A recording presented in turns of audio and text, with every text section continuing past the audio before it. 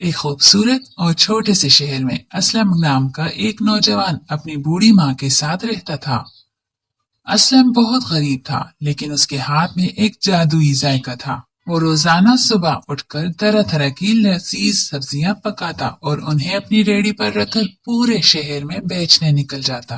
बेटा असलम, हमेशा याद रखना, रिज़्क़ हलाल में बरकत होती है। कभी किसी के साथ बेईमानी मत करना और गरीबों की मदद हमेशा जारी रखना। जी दादी अम्मा, आपकी नसीहत मुझे हमेशा याद रहती है। बस दुआ करें कि आज सारी सब्जियां बिक जाएं ताकि मैं आपके लिए दवाई खरीद सकूं। असलम अपनी रेहड़ी लेकर गलियों में निकलता है। आओ भाई आओ, गर्मा गर्म लजीज और तैयार सब्जियां ले लो। घर का पका हुआ साफ सुथरा खाना, रेडीमेड सब्जियां ले लो। लोग अपने घरों की खिड़कियों और दरवाजों से बाहर निकलने लगते हैं। असलम भाई, जरा एक प्लेट आलू गोभी देना। कल तुम्हारी पकाई हुई भिंडी खाई थी, पूरे घर वाले उंगलियां चाटते रह गए। शुक्रिया भाई, ये लीजिए आपका खाना, गर्मा गर्म खाइए और दुआओं में याद रखिए।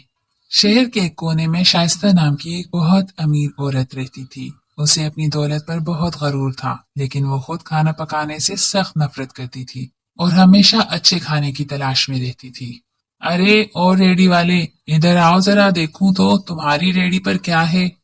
जी बाजी, मेरे पास मटर पनीर, मिक्स सब्जी और दाल मखनी है। सब बिल्कुल ताजा और गर्म है। हाँ ठीक ही है, चलो ये सारी सब्जियां मेरे किचन के बर्तन में डाल दो, लेकिन याद रखो कीमत ज्यादा मत लगाना। बाजी, मैं गरीब आदमी हूँ, बिल्कुल सही कीमत लूंगा।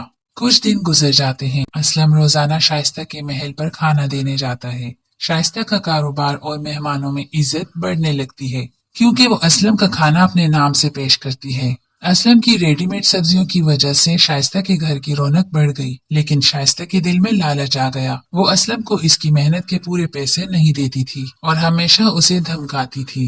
असलम, तुम रोज रोज देर से क्यों आते हो? आज मेरे महल में बहुत बड़े राजा साहब आ रहे हैं। अगर खाना अच्छा ना हुआ तो मैं तुम्हें इस शहर से निकलवा दूंगी। बाजी, मैंने बहुत मेहनत से राजा साहब के लिए शाही पनीर और खास मिक्स सब्जी तैयार की है। आप नाराज ना हो और मुझे पिछले हफ्ते के पैसे भी दे दें। पैसे? पैसे मिल जाएंगे, पहले खाना अंदर रखो। सब्जी का एक नवाला खाते हुए हैरत से, सुभान अल्लाह शाइस्ता बेगम, ऐसा खाना तो हमारे शाही बावर्ची खाने में भी नहीं बनता। ये सब्जी किसने पकाई है? राजा साहब, ये मेरी खास अपनी रेसिपी है। मैंने खुद सुबह से खड़े होकर ये खाना आपके लिए तैयार किया है। रेडीमेड सब्जियां ले लो, गरम और लजीज सब्जियां। अरे, ये आवाज तो जानी पहचानी है। राजा साहब बाहर आते हैं और असलम की रेडी पर रखी सब्जियों को देखते हैं, जिनकी खुशबू बिल्कुल उसी खाने जैसी थी जो उन्होंने अभी खाया था। नौजवान, ये खाना तुमने पकाया है? जी राजा साहब, ये मेरी रेडी का खाना है जो शाइस्ता बाजी रोज मुझसे खरीदती हैं। नहीं राजा साहब, ये झूठ बोल रहा है, ये तो मामूली रेडी वाला है। खामोश हो जाओ शाइस्ता बेगम, झूठ की बू साफ आ रही है। मैंने इस गरीब के हाथ के मसालों की खुशबू पहचान ली है। तुमने इसकी मेहनत चोरी की और उसे उसका हक भी नहीं दिया।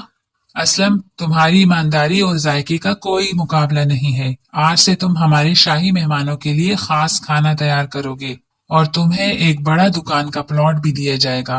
आपका बहुत बहुत शुक्रिया राजा साहब। दादी अम्मा सच कहती थी कि मेहनत का फल हमेशा मीठा होता है।